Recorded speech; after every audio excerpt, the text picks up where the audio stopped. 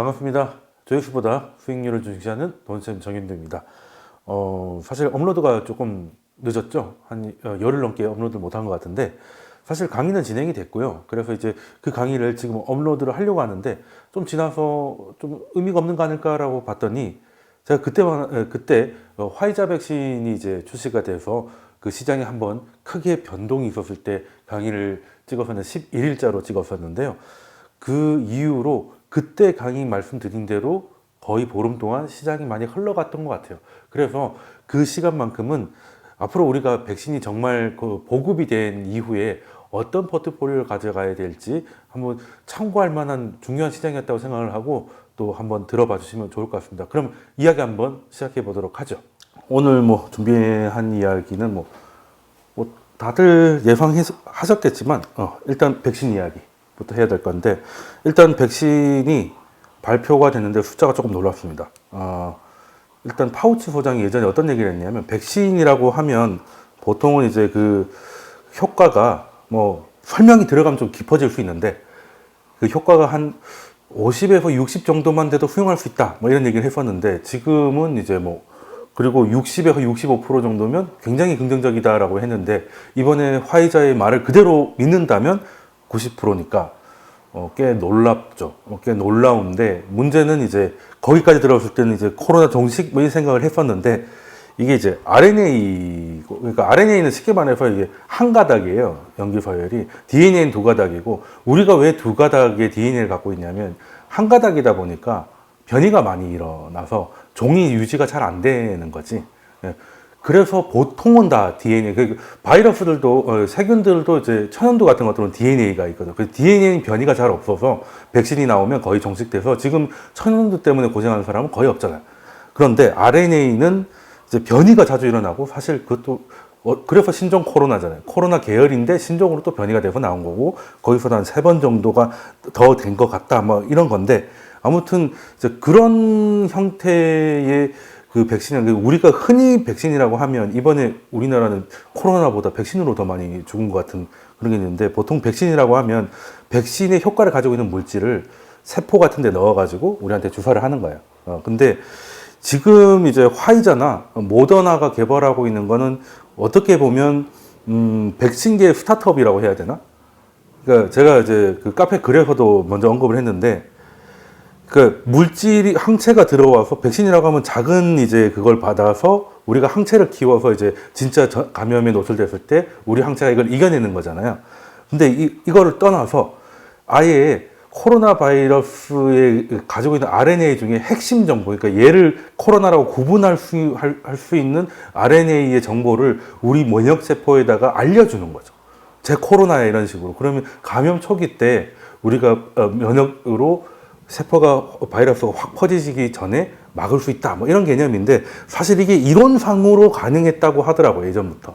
근데 이번에 코로나 때문에 여기에 연구 자금이 엄청 들어가니까 이제 돈발로 어떻게 해냈다는 느낌이라고 보면 되는데, 문제는 약을 만들고 5일 안에 맞아야 되고, 그리고 영하 70도 밑으로 해야 돼서, 한동안은 콜드 체인이라고 하죠. 70도 이하에 이런 걸 배송할 수 있는 회사가 뜨기도 하고, 이런 일이 지난 한 이틀 전에 있었는데, 물론 이 뉴스를 보고 다들 좋아했겠지만 제일 싫어하는 사람이 볼 것도 없이 트럼프일 겁니다. 실제 트럼프 같은 경우는 알고 있었잖아요. 이게 이 정도 개발이 됐다는 걸 알고 있었어요. 그래서 보면 이게 9월 22일자 뉴스인데, 그때 이제 수주 내에 FDA가 이제 결과를 발표할 거다, 아마 승인을 예상한다. 그러니까 문제는 트럼프가 너무 급했던 거예요. 지금 와서 생각을 해보니까, 이제 우리가 화이자 입장이라고 생각을 해봐요. 그게 내가 굳이 바이든 편 들 필요도 없고 트럼프 편을 들 필요가 없는데, 지금 진행 상황을 그래도 FDA에게 보고하고, 그 보고가 당연히 대통령이니까 거기까지 들어갔겠죠.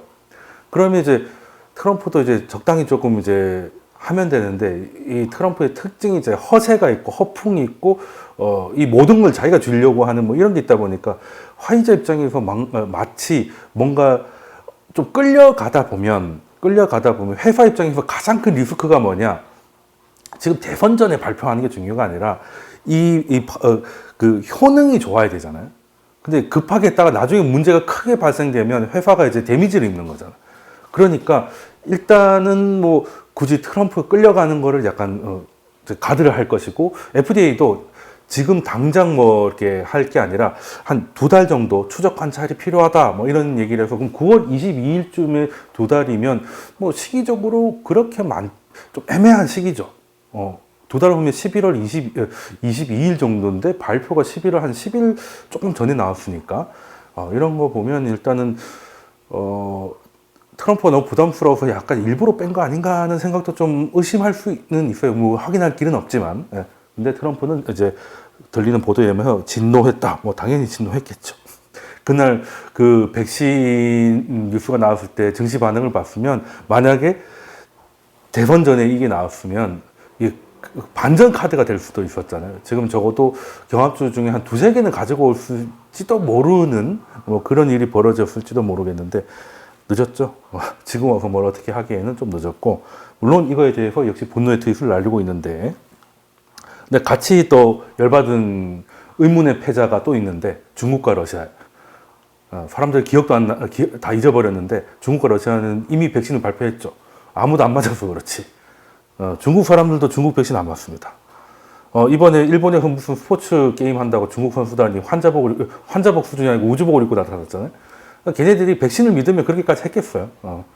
근데 참 그런 거 보면 우린 참 어이없는 게, 아니 자기들이 메이드 인 차이나 중에서 가장 완벽한 게 코로나 바이러스잖아. 그렇잖아요. 지금까지 중국산 중에 가장 완벽한 게 그건데, 그걸 또 이겨냈고, 뭐 자기들 말대로 이겨냈고 거의 정식이고 백신까지 나왔으면 오히려 그 약을 과시를 해야지. 자기들 때문에 지금 지구가 이 난리, 물론 자기들이 일부러 그러진 않았겠지만, 그런데 일본 와가지고 뭐 그렇게까지 한다는 거. 근데 중국 사람들이 현지를 얘기 들어보니까 약간 우리 생각 이상으로 경기를 일으킨다고 하더라고요. 그러니까 우리보다 훨씬 강력한 봉쇄를 겪었잖아요. 그래서 지금 제가 아는 분들이 이제 한인회들 저쪽에 이제 동북 삼성이 많은데, 이제 와이프들이 한국에 있다가, 한국에 그때 설이었잖아요. 우한 봉쇄된 게. 그러니까 한국에 왔다가 못 들어가신 분들이 되게 많거든요. 그러다가 이제 한 8개월 만에 추석이 지나고, 이제 그분은 뭐 기레기 아빠도 아니고 뭐 한 반년 넘게 혼자 살다가 이제 들어오고 있는데, 거기도 들어가면 우리랑 똑같이 이제 보름간 이제 호텔에서 격리가 되고, 근데 이제 처음에 이제 아이들하고 격리가 됐는데, 보통 이제 먹을 걸 이제 도시락을 놓고 가는데, 그 사람이 이제 뭘 갖다 주는 소리가 나서 이제 문 열고 도시락을 받으려고 이제 자기도 모르게 문을 열었다가, 그 아저씨가 그 하얀 옷 입은 아저씨가 그 도시락을 뒤지고 기겁을 하면서 빨리 들어가라고 뭐 약 뿌리고 하는데, 살짝 기분 나빴다고 자기는 세균 취급하는 걸 뭐. 근데 그게 좀 심하다고 하더라고요. 중국은 우리보다 보도가 다 안 돼서 그렇지 정말 강력하게 했기 때문에 좀 그런 면이 없잖아 있다라고 하는데, 심지어 러시아도 백신이 있었는데, 러시아 의사의 70%가 나도 안 맞겠다 뭐 그런 얘기를 했고, 근데 역시 미국하고 독일이 만든 백신이 나오니까 이제 증시가 난리가 나는 거죠. 이게 현실인 것 같습니다. 이게 아직은 걔네들은 멀었다 하는 건데, 언제는 좀 왜곡된 보도긴 하지만, 뭐 찔러도 살아났고 뭐 삶아도 살아나는 코로나 바이러스라고 하더니, 이제 팬데믹 선언된 게 한 3월쯤이니까 이제 채 1년이 안 됐잖아요. 채 1년이 안 됐는데 임상이 3상까지 와서 그 중간 결과가 발표된 게 이번에 화이자의 발표잖아요. 그런 거 보면 인류가 놀지만은 않았다. 놀지만은 않았고 과학기술이 참, 실제 그 화이자 대표가 그 얘기를 했잖아요. 과학의 뭐 그 기쁜 날이다 뭐 이런 얘기를 할 정도로. 그래서 완전 구라는 아닌 것 같고, 근데 이제 유통이나 이런 데 좀 제한이 좀 되는 부분은 현재 뭐 어쩔 수 없지만 그래도 나온 게 어디예요? 나온 게 어디고. 그리고 일단은 우리 투자자 입장에서는 이제 그날 하루 미국 시장의 흐름이 앞으로 정말 좀 이거보다 더 전진되거나 아니면 만지기 쉬운 백신이 나왔을 때 시장이 어떻게 반응할지를 좀 하루 동안 좀 알려주지 않았나는 생각을 해요. 생각을 하는데, 그날 딱 보면 여기 딱 뉴스 나오고, 이게 11월 9일 그날 뉴스 나온 날이죠. 이게 급등을 했던 게 뭐냐면 델타입니다. 항공주죠. 그리고 코로나 팬데믹 때 가장 많이 떴던 것 하나가 줌. 정확하게 반전이 일어나죠. 반전이 일어나고 여기 여행주 같은 것들이 날아갑니다. 뭐 엑스피디아 같은 거 20, 거의 25% 정도. 근데 떨어진 게 이제 팬데믹이라고 하면 딱 이거잖아요. 집에서 배달 음식 먹으면서 넷플릭스 보거나 줌으로 일한다. 그리고 깝깝하면 펠로톤으로 운동한다. 이 세 개가 다 박살이 난 거고. 그러면 뭐 사실 계속 이렇게 살 수는 없으니까.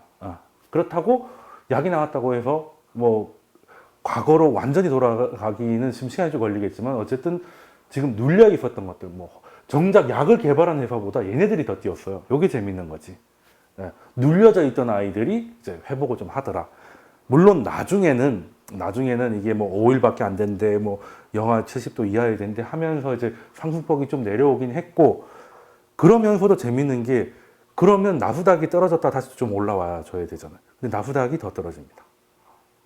이게 뭐냐면 이번 약으로 끝나는 건 아니지만 이제 약들이 나올 거야. 그리고 지금 파우치 소장이 그냥 흥분해서 하는 얘기가 아니라 지금 모더나도 지금 형태의 mRNA의 백신을 개발하고 있고 이런 것들이 가능성이 꽤 있을 거고 90%는 아니라도 백신 승인에 충분한 정도의 효과가 나올 수 있다는 것이 이제는 백신과 치료제가 시간 문제 아닐까 하는 생각이 시장에 녹아들기 시작한 것 같아요. 이번이 아니라 근데 얼마 남지 않았다는 거고 그래서 흥분한 곳이 좀 몇 군데 있는데 도이치방크 같은 경우는 이번 백신 뉴스가 증시에는 바이든 당선보다 더 좋은 일이다. 바이든 당선이 그렇게 좋은 일이었는지는 일단 또 물어보고 싶지만 어쨌든 뭐 좋은 일이라고 이렇게 선을 했고 JP 모건 같은 경우도 내년 초에 지금 한 3,400 와리가리 3,300에서 와리 가고 있는 S&P 500이 4,000 그냥 간다라고 초강세장을 얘기를 하고 있는데 저는 뭐 그 정도는 아니라고 봅니다.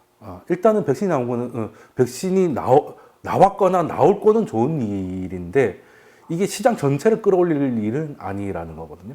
물론 눌려져 있던 아이들이 키 맞추기는 나올지언정 지금 시장이 그냥 이런 판단은 그거잖아요. 나스닥은 나스닥대로 가고 나머지 눌려져 있던 애들은 그냥 훅훅 가서 경제가 V자 반등을 하면서 쭉 초강세장으로 2달도 채 남지 않은 연초까지 4천을 달린다는 거잖아요.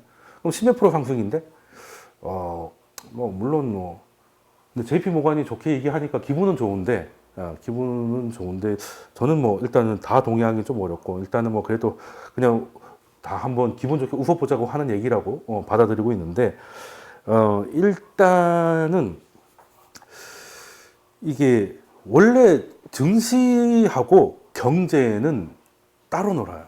따로 놉니다. 그러니까 우리 상식이 주식이라는 건 결국에는 이익이 늘어나는 기업을 찾아내는 일이고 그런 기업들이 많아지는 게 경제가 좋은 거고 그러면 당연히 주가도 올라가야 되는데 그 방향성은 맞을지언정 이게 시간이 안 맞다는 거죠. 그러니까 엄밀히 말하면 그 긴 롱텀으로 보면 이걸 모든 걸 결정하는 특히 뭐 그 기업이 됐든 경제가 됐든 결정하는 거는 그냥 이익이에요. 경제는 성장을 하고 기업은 이익을 늘려가는 거예요. 근데 그 파도를 결정하는 거예요. 이제 파티라고 하죠. 쫙쫙 올라갔다가 이제 빠지고 하는 거는 사실상 다 지금까지 하면 시장 그 자체는 연준이었어요. 그러니까 중앙은행이었던 거죠. 그러니까 경제가 이런 형태로 올라왔다면 시장은 이런 형태로 움직이더라는 거죠. 이거에 대해서는 뭐 경험적으로 다 아실 텐데 왜 이런 일이 벌어지느냐. 물론 경제도 사이클이 있어요. 경기가 좋았다가 나빴다가. 근데 지금 요즘 좋을 때가 없으니까 경기가 나빴거나 존나 나빴거나 뭐 둘 중 하나인데 어쨌든 거기서도 그런 게 있잖아요. 10대 맞을 줄 알았는데 5대만 맞으면 이제 기분 좋은 거 있을 수 있으니까 뭐 주가는 심리라면서 뭐 그런 거죠. 그런 좋은 말을 얼마 전에 봤는데 경제 자체는 도로 상황이고 그 주가 자체는 운전수다. 그러니까 운전수가 이제 같은 길을 가더라도 좀 난폭하게 운전하는 기사분이 있고 그냥 밀린 대로 그냥 갈 길 쭉 가시는 분이 있잖아요. 근데 그게 어떤 게 맞는지는 잘 모르겠지만 결론이 제일 중요한 게 뭐겠습니까? 서울 시내에서 운전했을 때 빨리 가는 방법은 뭐가 있겠어요? 총알 택시를 타거나 아니면 티맵을 뭐 이용하거나 그런 거 아니죠. 안 막힐 때 나가야지. 그냥 새벽 4시에 가면 됩니다. 근데 지금은 근데 우리는 이제 교통 상황보다 경제 상황 판단이 어려우니까 좀 그래서 이제 약간 옆으로 비면 뭐 끼어들기도 하고 하는 그런 날리는 주식도 있고 이 길이 맞으니까 그냥 가시는 분들도 있는데 어찌됐든 그래서 뭐 주가는 심리다 이런 얘기는 많이 들어보셨잖아요. 근데 자 그러면 경제라는 거는 호경기와 불경기가 발생하는 거는 이제 그 경제 주체 판단의 시간차가 있다는 거죠. 제가 자주 설명하는 건데 예를 들어 이제 섬이 있다. 섬이 있고 여기는 풀이 자라고 여기 양들이 있고 양을 잡아먹는 늑대가 있어요. 그러면 날씨가 좋아졌습니다. 이제 날씨가 좋아진다는 건 이제 경제가 성장하기 좋아진 거죠. 경제 성장이 좋은 게 뭐겠어요? 이제 풀이 많이 자라서 양들이 이제 새끼들을 많이 낳아도 그 새끼들이 죽지 않고 다 자라서 양들의 개체가 늘어납니다. 이제 호경기가 시작된 거죠. 그러면 양이 많아졌으니까 양들을 잡아먹는 늑대도 생존 확률이 높아지니까 늑대도 늘어날 거 아니야. 그러면 둘 다 계속 좋았다가 뭐부터 꺾이겠어요? 풀이 있고 양이 있고 늑대가 있어요. 풀이 먼저 꺾이지. 왜냐하면 양들이 너무 많으니까 다 뜯어먹잖아. 그래서 풀은 줄어들고 그러면 양들은 이제 개체 수는 많은데 풀은 먹을 건 줄어드는 상황에서 좀 힘들어지는데 늑대는 그대로 있잖아요. 그 이유는 그 때문에 결국에는 또 양들이 꺾이기 시작하는 거죠. 그 다음에는 또 늑대가 또 힘들어지는 거고. 그러면 양이 줄어들어서 늑대도 줄어들면 양도 줄어들었기 때문에 풀이 다시 자랄 거 아니에요. 그런 식으로 이제 사이클이 생긴다는 거예요. 이건 이제 비즈니스 사이클이고 주식 사이클은 어떻게 생기냐면 자 중앙은행이 하는 일이 뭐겠습니까? 일단 지금까지 해왔던 것 중에 가장 중요한 거 중앙은행이 왜 있냐? 중앙은행이 일단 돈 찍으려고 있는 거죠. 근데 돈 찍으려고 하는 중앙은행이 아무런 통제 장치 없이 돈을 찍어내면 지금 현재 화폐는 뭐 예전에야 근본이제 때는 이제 금을 믿으니까 그 보관증을 주고 받았잖아요. 그죠? 그게 이거 뭐 달러가 됐든 파운드가 됐든 그냥 바꾸면 금이든 은이든 바꿔줬으니까 전 세계 어딜 가도. 근데 지금은 이제 본위제가 없잖아요. 엄밀히 말하면 달러 본위제지. 근데 그 달러는 뭔가 연관돼서 찍는 게 아니잖아요. 그냥 연관됐다고 하면 우리 달러를 믿는 우리의 마음에 연관된 거죠. 실제로 찍혀져요. 인간 위 트러스트라고 되죠. 우리 믿어라 이 말이야. 이건 돈이야 믿어라 이거잖아요. 우린 믿잖아. 믿으니까 이제 그 믿음이 이제 근간이 돼서 돈이 공급이 되는 건데, 근데 공급이 너무 빡쳐버리면 믿음이 꺾일 거 아니겠어요? 그 중에 믿음이 잠깐씩 꺾일 때 금이 뜨고, 뭐 비트코인이 뜨고 할 거 아니겠습니까? 근데 극단적이면 이제 신용화폐가 무너질 수 있으니 자기가 가지고 있는 그 강력한 무기를 좀 제한하는 거죠. 인플레이션이 오면 그 말은 화폐 가치가 의심받는 거니까 중앙은행의 존재 이유가 사라지는 거다 보니 지금까지는 인플레이션 파이팅, 그러니까 인플레이션 방어가 가장 컸고, 자, 그러면 연준 입장에서는 물가가 오르기 전에 지난주 강의에서 연준은 뭘 본다고 해요?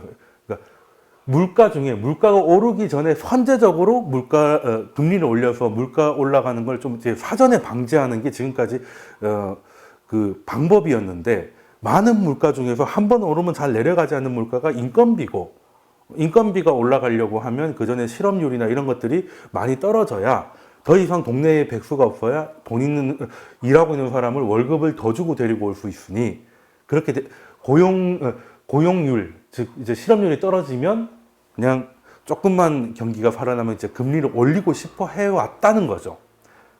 근데 금융위기 이후로는 실업률이 떨어져도 물가가 오르지 않는 상황이 계속되는데, 연준은 지금까지 해왔던 것처럼 경기가 조금 좋아지고 하니까 이제 물가 좀 올라올 것 같으니까 금리를 지금 제로 금리니까 이걸 원래대로 되돌려 놓기 위해서 열심히 눈치를 봤던 거고, 참다 5년 6개월 만에 금리를 올리기 시작하면서, 그리고 2018년에 결국 4번 올리게 되는 건데, 그게 사실은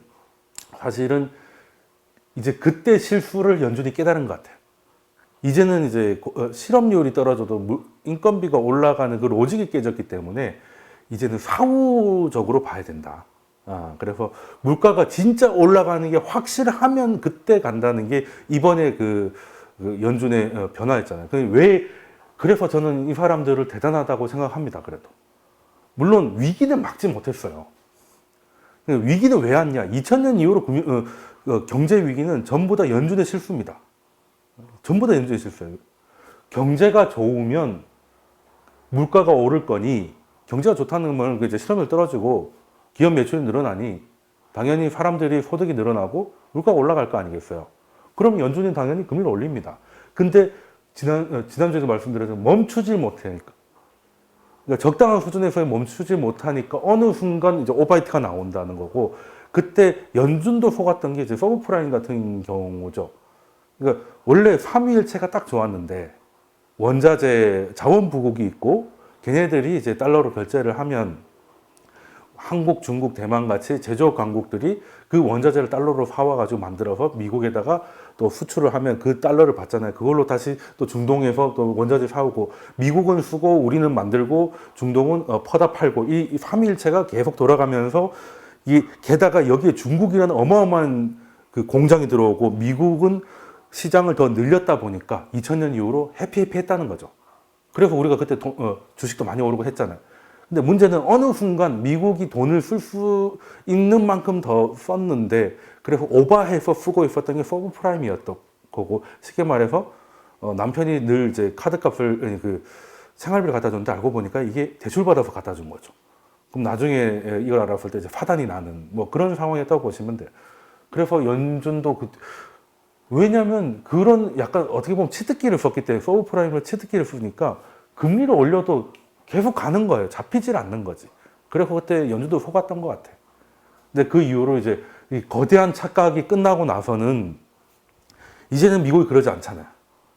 그러니까 미국이 예전처럼 사주질 않고, 근데 중국은 더 많이 만들고, 이런 상황이 계속되는 상황에서는 사실 금리를 올린다는 게 굉장히 힘든 상황이었는데, 지금 제로금리가 너무 부담스러웠던 나머지 계속 올리고 싶어 했던 거고, 그걸 적정 수준에서 멈추지 못했던 게 어떻게 보면 또 이번에 그 디플레이션 위기를 가지고 온 건데, 어쨌든 위기는 막지 못했어요. 그래서. 근데 위기에서 구조는 잘했죠.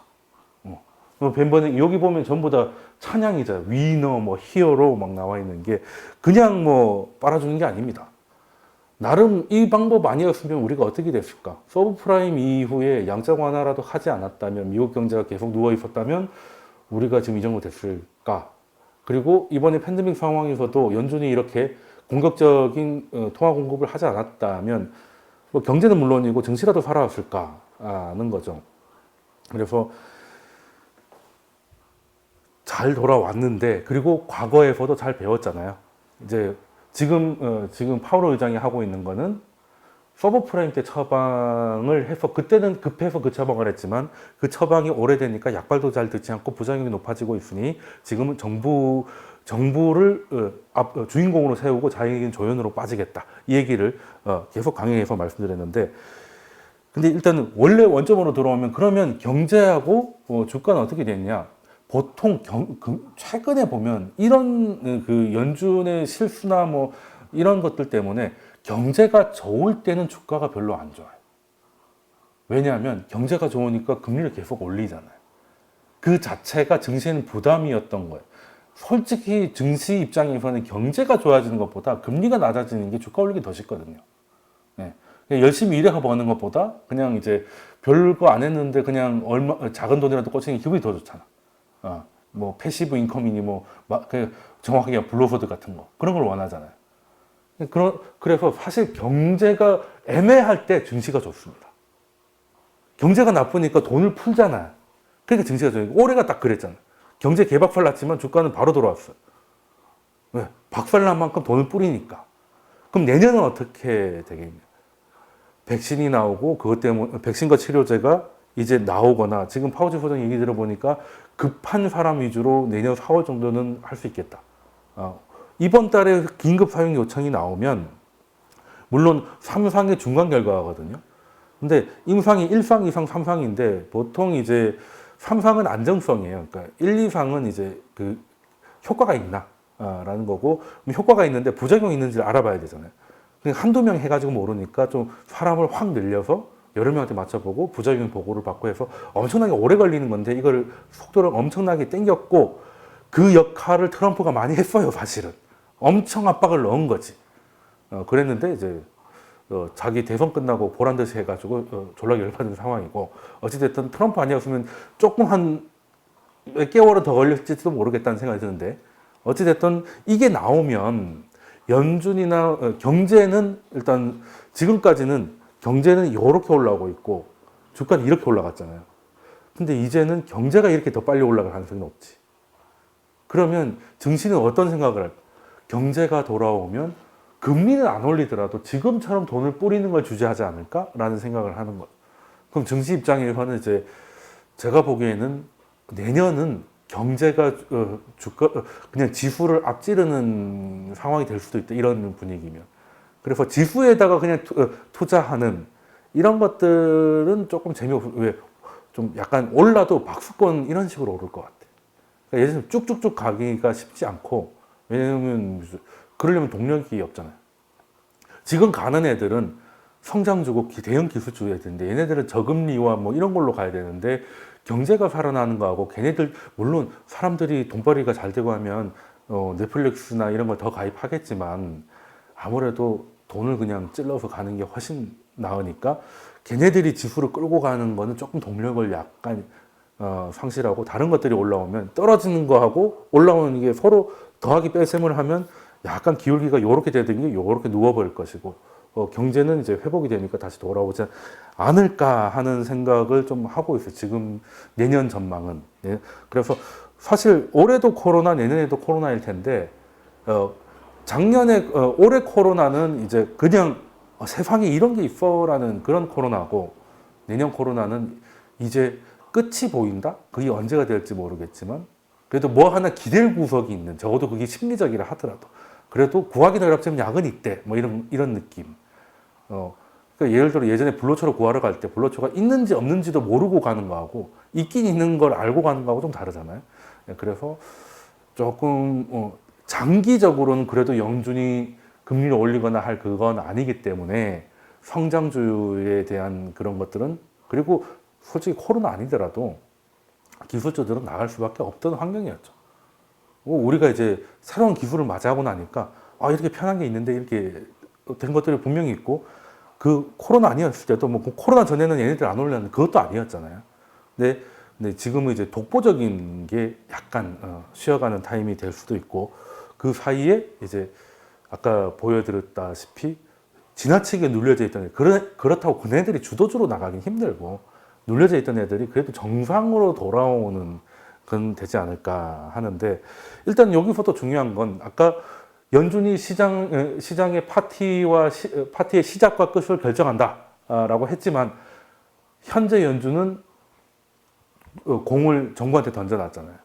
너희들이 뭘 해야 우리가 뭘 하겠다 이건데 그럼 이제 정부 얘기를 안 할 수가 없는데 정부 같은 경우는 이제 아직도 그 얘기가 이대로 가면 이대로 끝이 좀만 더 버티면 2000년 대선보다 더 오랜 대선이 될 수도 있을 것 같아요. 그때도 거의 한 5주 정도. 근데 그때는 지금보다 더 했습니다.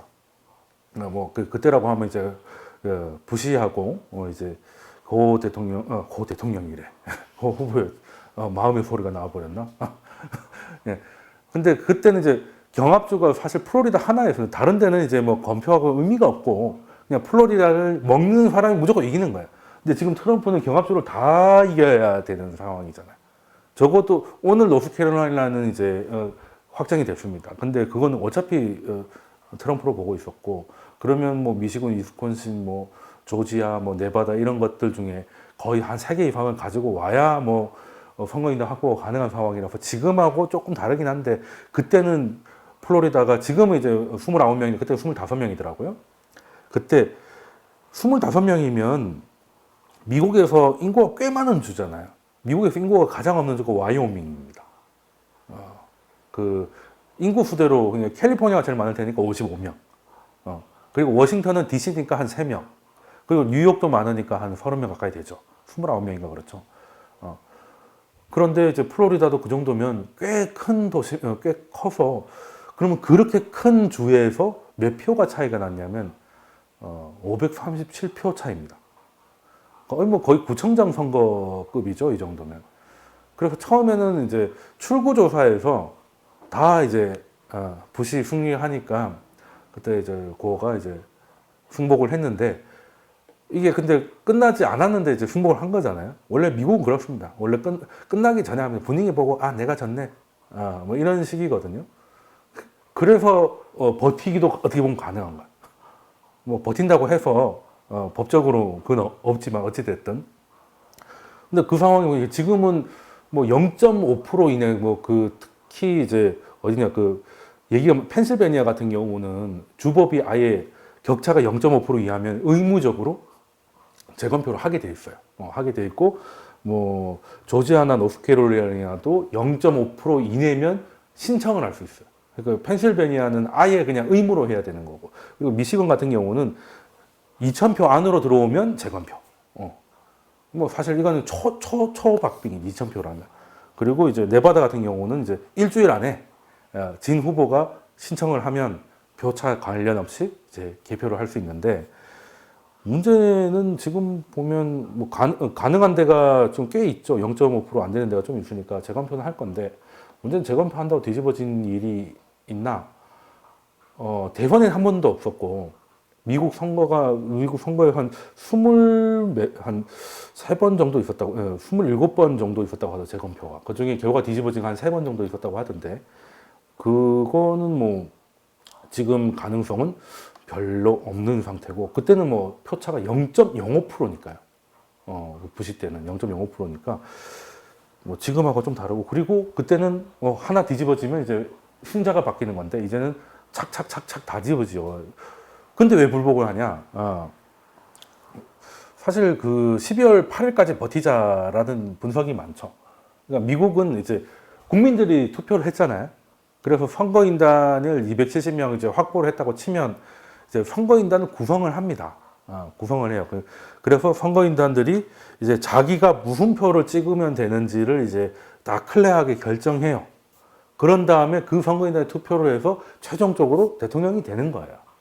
근데 그러면 미국 그 법률에 선거인단이 12월 10일 날 만나고 뭐 그때쯤에 만나는데 그 만나기 6일 전까지 그 분쟁이 없어야 된다. 아직 지켜봐야 된다. 재검표 이슈 이런 것들이 완전히 없이 완전히 분쟁이 끝난 상태에서 만나야 된다는 법이 있거든요. 이게 예전에 그 부시가 이겼던 것도 5주 동안 그 각종 뭐 조사를 하고, 그러니까 수검표 빼고는 다른 조사를 해보니까 어디는 고어가 이겼다고, 어디는 부시가 이겼다고 하니까 진짜 남은 건 이제 손으로 세어보는 것밖에 없다. 라고 해서 플로리다 대법원이 그럼 세어봐. 된 거거든요. 근데 문제는 그렇게 싸우다가 이걸 하니까 시간이 너무 많이 간 거예요.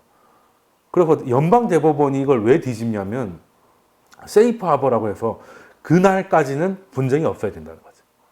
근데 그날이 얼마 안 남았어요. 그러면 지금 수작업 이런 거 해가지고는 안 될 것 같으니 그냥 원래 결과대로 가. 라고 해서 부시가 된 겁니다. 그리고 엘고 후보는 대법원의 판결에 강력 항의하지만 그래도 수긍하겠다. 뭐 화합이 필요하다. 뭐 그때는 500표 가지고 싸웠으면 지금 뭐 장난 아니잖아요. 장난 아니기 때문에. 그리고 지금의 그런 방식은 아무리 이번에 당시 5대4 판결이 나왔고 지금 이제 보수가 6명이고 진보가 3명이라 해도 이건 쉽지 않을 거예요. 그러니까 연방 대법원도 이제 사후로 생각해야지. 이걸 뒤집으려면 우편 투표 자체를 다 무효화시켜야 되거든요.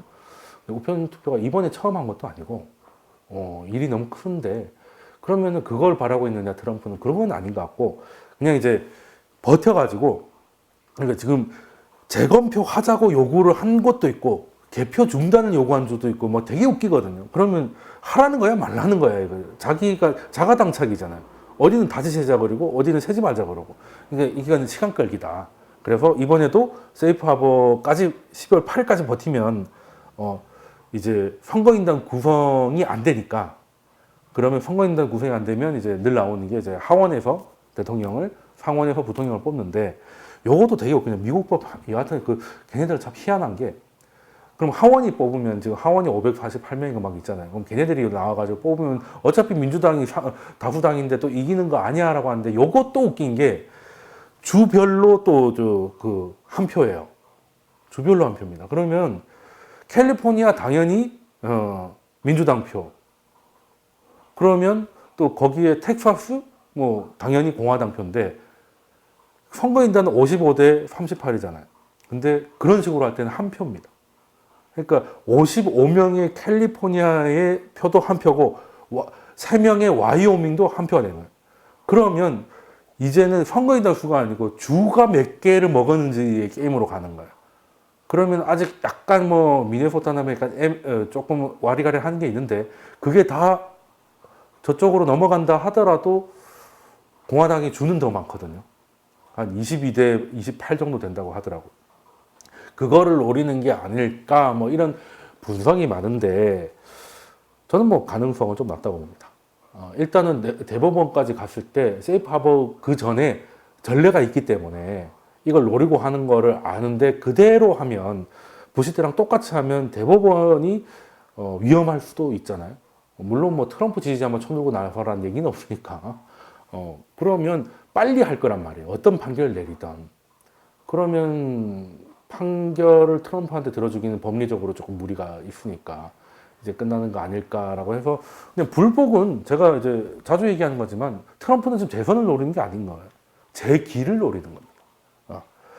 지금 이제 트럼프가 자연인으로 돌아가면 이제 우리한테 익숙하면 검찰청 앞에서 뭐 충분히 소명하겠다 이런 장면이 나오고 뭐 대통령이 어디 수사 받으러 가는 거 헬기가 사진 찍고 하는 거 이런 게 나올 것 같잖아요. 그러니까 본인도 그걸 알 거예요. 그러면 지금 자기는 졌지만 그래도 엄밀히 7천만 표 이상을 받은 사람입니다. 요거 아깝잖아요. 그러면 이거를 게다가 자기 지지자들은 되게 강성이고 자기 말 아니면 잘 안 듣습니다. 그럼 이걸 그냥 깔끔하게 포기하고 내려와 자연으로서 그 수포를 당할 필요는 없는 거지. 그 새를 계속 자기는 진 게 아니라 뺏겼다는 프레임을 계속 가져가면 민주당에서나 하는 합법적 절차조차도 다 정치 보복 혹은 핍박으로 느껴지기 때문에 지지자들이 더 결집하게 될 것이고 그럼 4년 동안 기지자를 가지고 그러니까 다음 대통령처럼 이렇게 하다 보면 막 4년 후 2024년에 민주당에서 이렇다 할 만한 사람이 안 나오면 트럼프 당선되지 말란 법이 없다. 그리고 사실 트럼프가 참 얄미운 게 지금 미국의 선거 구도는 딴 거 없어요. 캘리포니아가 빨갛게 될까? 쉽지 않죠. 쉽지 않아요. 그러면 결국 경합주 먹기 게임인 건데 그 경합주라는 게 뭐 차라리 뭐 뉴욕이나 캘리포니아 이런 데가 뭐 경합주가 되면 모를까 다 소위 말하는 무슨 벨트들이잖아. 벨트들. 그 벨트라고 하면 대표적인 게 이번에도 뭐 미시간 넘어가고 한 게 결국 바이든한테 이제 승기를 꽂아준 거잖아요. 근데 그 미시건이 뭐 하는 데입니까? 디트로이트가 있고, 그리고 뭐 위스콘신, 그리고 뭐 펜실베니아 이런 데가 다 우리로 치면 저기 뭐 안산시가공단 뭐 이런 느낌인 건데, 거기에 있는 노동자 계급 수준의 백인 남성들의 마음의 소리가 바로 트럼프란 말이에요. 그 사람들이 세계화로 와치고 할까? 세계화 해가지고 우리 동네만 썩어가는데? 그렇잖아요. 그러면, 그때는 뭐 샤이 트럼프도 아니고 그냥 당당 트럼프로 나가는 거지. 근데 민주당이 이 사람들을 어떻게 꼬실까? 물론 제가 이번에 뭐 장어처럼 잘 빠져나가서 이런 그 수합파쇄도 허가했고 뭐 이런 것도 있긴 하지만 경제가 그때 확 그걸로 좋아졌다는 게 느껴지지 않는다면 사실 이번에 러스트벨트도 뭔가 코로나 이런 거 아니었어가지고 경제가 좋았으면 트럼프가 다 가져갔겠죠. 다 가져갔을 겁니다. 근데 기대보다 못 미쳤으니까 반발했던 사람들도 은근히 있을 거고. 그러니까 차이 트럼프들은 예전 대선보다는 결집력이 조금 약해진 상황에서 민주당 지지자들이 이제 트럼프가 싫으니까 뭉쳤던 게 된 것 같은데 24년에 그러지 또 4년 전에 트럼프 얘기하면 이제 좀 재미없을 수도 있다는 거죠. 그래서 저는 이게 사실 재선이 원래 그 미국에는 뭐 우리도 약간 그렇지만 미국도 대표적인 양당 체제 국가잖아요. 그래서 자기가 그 민주당원이냐 공화당원이냐에 따라서 자기 소속감과 정체성을 굉장히 많이 느끼는 국민들인데 지금 보면 공화당이라고 하면 지금 공화당을 만든 사람은 당연히 링컨이죠. 모르는 사람은 링컨이 민주당인 줄 알아요. 노예 해방 이런 거 해가지고 공화당이고 사실상 이제 그리고 민주당에서 가장 링컨다운 지위를 갖고 있는 사람은 이제 프랭클린 루즈벨트죠. 루즈벨트가 4번 했잖아요. 4번째 이제 병으로 죽어서 그만뒀지만, 그래서 재선까지만 2번만 하라고 한 게 루즈벨트 이후에 생깁니다. 그 미국은 뼈 속까지 권력을 혼자 지는 거를 극도로 꺼리는 국가이기 때문에 아무리 루즈벨트 같은 사람이라도 2번 이상은 하면 안 좋겠다는 얘기가 나와서. 근데 사실 그랬던 걸, 근데 링컨의 공화당이 지금 흑인들은 다 또 민주당을 찍는 거 보면 참 재밌습니다. 그죠? 재밌고. 근데 루스벨트를 민주당이 어떻게 설득을 해야 될지는 고민을 많이 해야 될 거예요. 고민을 많이 해야 될 건데. 아무튼 저는 그 3년 후가 재밌고, 공화당 그 또 대권 후보에 또 트럼프 또 나올 것 같은데. 미국은 그런 거 있나? 그 금고형 받으면 뭐 피선거권 박탈되고, 뭐 그것만 피한다. 만약에 그게 있다면 이제 트럼프 그것만 피한다면 다시 나와서, 그러니까 원래 재선 하다가 실패하면 쪽팔려서 대부분 그걸로 다 떠나죠. 카터 대통령도 이제 저 세계를 돌아다니면서 이제 평화를 외치시고 막 이렇게 많이 했는데, 재선 떨어지는데 다시 나오는 불굴의 대통령은 아마 트럼프 처음일 수도 있겠다는 생각을 합니다. 뭐 지금 뭐 바이든 4년 후가 지금 트럼프 바이든 나이든 되는 거예요. 그럼 나이 많다 그러면 바이든도 했잖아라면 할 말이 없는 거지. 골 때립니다. 그래서 이 생각을 좀 했는지 공화당이 갑자기 이제 트럼프한테 보험 들기 시작했어요. 혹시 진짜 4년 후에 되면, 지금 또 괜히 또 이렇게 했다가 트럼프라면 해코지를 할 게 분명하잖아요. 지금도 70일 동안 해코지를 할 거라고 해서 국방장관 날리고 난리 났잖아요. 지금 트윗으로 사람 자르고 있잖아요. 지금. 그러면 좀 보험 좀 들어놓는 것도 나쁘지 않을 것 같고, 그리고 지금 생각해보면 참 재밌는 게, 오늘 뉴스에 지금 우리나라 차기 대선 주자 지지율 1위가 윤석열이 나왔거든요. 윤석열은 추미애한테 뭐라도 하나 보내줘야 되는 거 아닌가? 검찰총장에서 이제 유력 대권 후보로 자기를 만들어줘. 그러니까 이게, 그래서 정세균 국회의장 그만하라고 했잖아요. 그러니까 이게 이래도 놔두면 팀킬이에요, 팀킬. 그러니까 아무리 그 검찰 개혁도 좋고 때리라고 때렸더니 제가 더 크면 좀 다른 방법을 생각을 해야 되잖아요. 근데 뭐 저는 호불호는 뭐 모르겠는데, 뭐 그렇다고 국민의힘에서도 윤석열을 하기에는 또 그 박근혜 특검했던 사람인데, 친박들은 어떻게 보면 우리를 패적으로 만든 그런 데인데, 또 아무튼 좀 포지션이 되게 웃긴 사람입니다. 윤석열이야말로. 문재인 정부가 뽑았는데 문재인하고 대놓고 싸우고 있고, 그렇다고 야당에서 데려가기에는 야당을 한번 모가지 친 사람이라서, 그러니까 참 대단한 사람이네, 어떻게 보면. 정말 검찰을 사랑한다는 말이 틀린 말이 아니었던 것 같아요. 그냥 오로지 검찰만 보고 있는 것 같아요. 누가 때리든 간에. 뭐 그런 것 같고, 뭐 어쨌든 뭐 조직이 있다 보면 조직 좋아하는 거야 뭐라고 하고 할 수는 없는데, 근데 추미애 장관은 예전에도 노무현 탄핵할 때 찬성하다가 뭐 삼보일배 하더니, 이번에도 괜히 윤석열 대통령한테 또 삼보일배 해야 되는 거 아니야? 아니, 최악의 경우. 그러야 되면 피곤한데. 그리고 이제 그것도 지금 김경수 경남지사가 지금 또 물론 상고를 했지만 지금 위험하잖아요. 이것도 사실의 출발은 또 추미애가 이제 수사 지시를 했다가 어떻게 연결이 돼버린 건데, 물론 그 연결을 뭐 검찰이 했든 뭐가 했든 간에 트리거 역할을 또 했던 거고. 그래서 오늘 친구가 전화가 와가지고, 추미애는 자폭 전문인가 봐, 뭐 이런 얘기를 하는데, 누구 편이냐. 그렇게 난 윤석열이 좀 재밌는 사람을 생각했는데 추미애가 더 재밌는 사람인 것 같다. 알고 보면 친한 거 아니냐, 뭐 이런 생각도 해봤는데, 그 정치란 게 원래 그런 것 같습니다. 그래서 누군가 그랬죠. 정치는 적을 안 만드는 거라고. 그래서 저는 정치 못할 것 같아요. 호불호가 강한 인간은 정치를 하기 좀 힘들다. 아니면 그냥 자기 언어가 있는 사람. 저 사람은 원래 그런 자기 언어가 너무 심한 사람이 트럼프고. 뭐 좀 그렇긴 한데, 이게 지금 뭐 잠룡들이라고 하는 사람들 있잖아요. 그런 사람들은 자기 언어가 없어. 그러니까 지금 오늘 그 윤석열 뉴스를 보면서 제일 웃겼던 게, 아직도 여론조사에 대권 후보 물어보는데 홍준표도 있고 안철수도 있고 있단 말이에요. 그럼 왜 물어보는 거지? 뭐 그런 것도, 그러니까 이제 자기 언어가 많이 사라진 사람들인 거고. 뭐 아무튼 그래서 정치라는 건 그때 적을 안 만드는 거라고 하는데, 뭐 바이든도 그 얘기 했잖아요.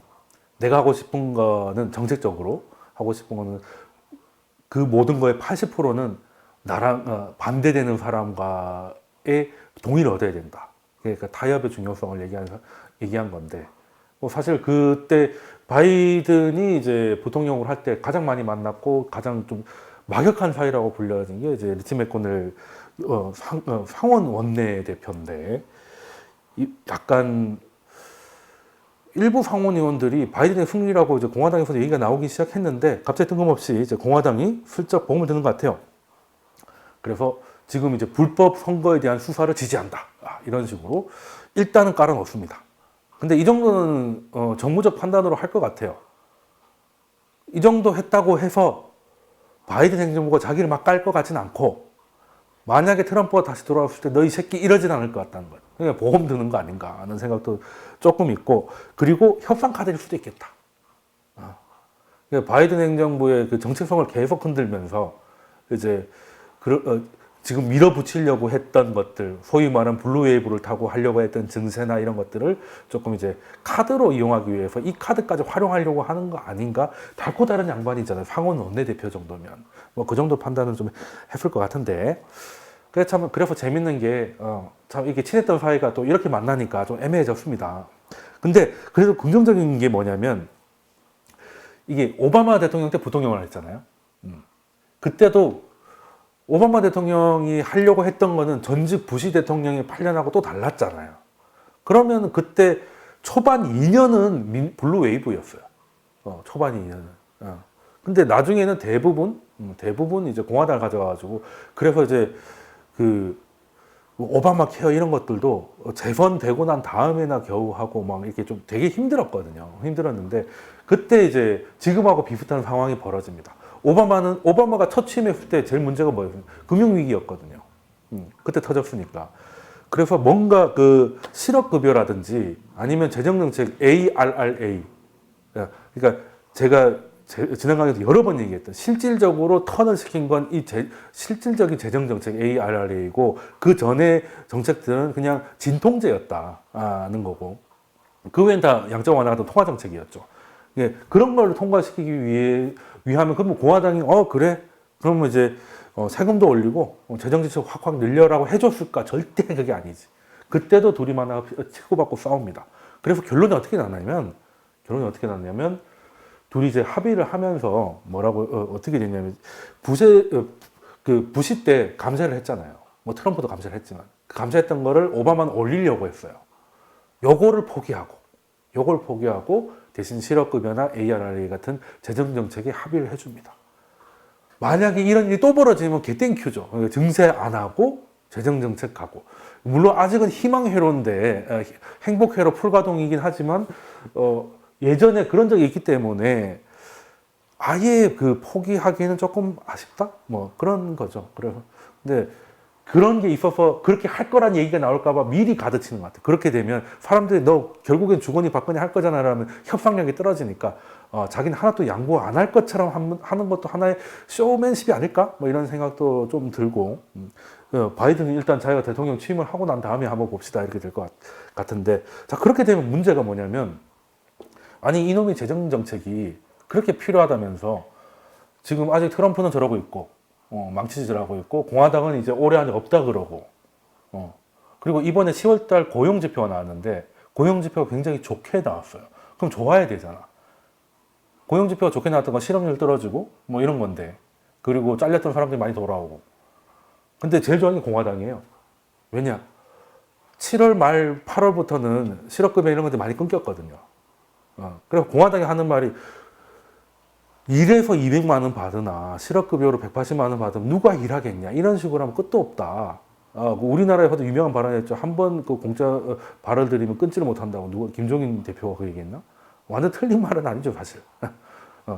그렇게 되니까 일을 하려고 하는 사람, 취업한 사람한테 돈을 조금 더 주죠. 그냥 뭐 100몇십만 원씩 줄 게 아니라 취업을 다시 성공했거나 한 사람한테 50만 원씩 준다든지, 약간 장려금 위주로. 그리고 살려야 되는 회사 뭐 급한 대로 선별적으로 해야지 그냥 다 뿌리는 건 아닌 것 같아 라고 하는 게 공화당이었고, 민주당은 아니 그건 나중에, 이거 지금 아직 급하다, 무슨 얘기냐, 일단은 더 뿌리자, 지금 얼마나 심각한지 너 몰라, 약간 이런 분위기였는데, 10월 달에 그게 끊기고 나서 고용지표 딱 나오니까 실업률이 팍 떨어진 거예요.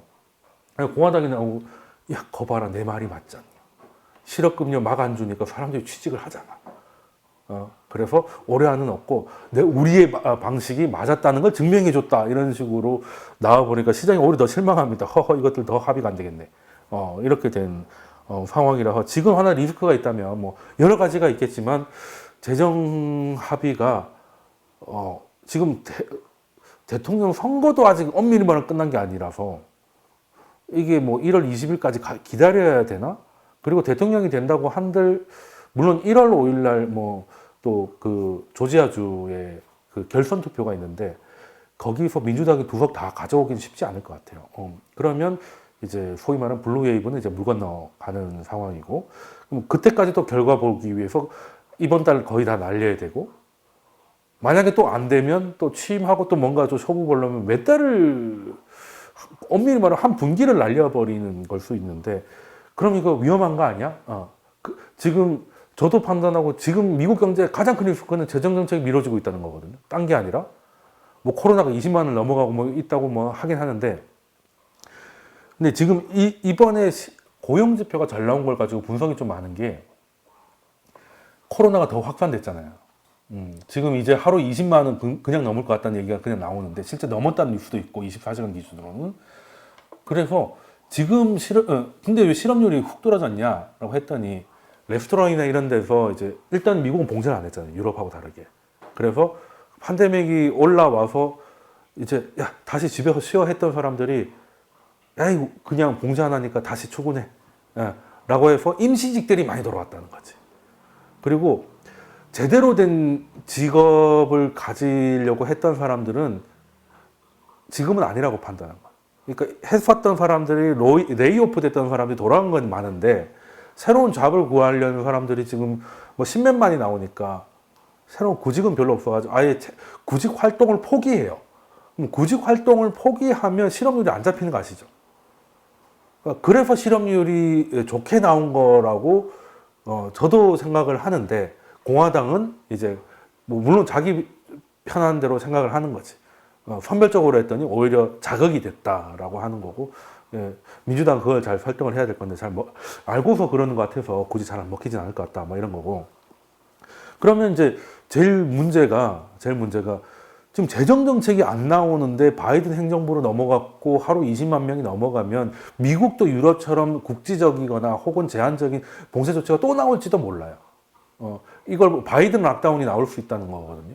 그러면 실업급여도 안 되고 그러면 미국 경제 굉장히 한동안 위태로워지는 거 아니냐.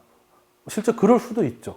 그럴 수도 있는데 그런데 이제 나름 갈 길을 가는 데가 있습니다. 미국 재무부인데 미국 재무부는 그냥 이게 우리가 어떻게 돈을 어떻게 뭐 국채를 발행해서 이걸 어떻게 할 건지 이걸 발표하는데 이번 발표 보니까 그냥 재정 합의가 통과됐다는 전제하에 움직이더라고.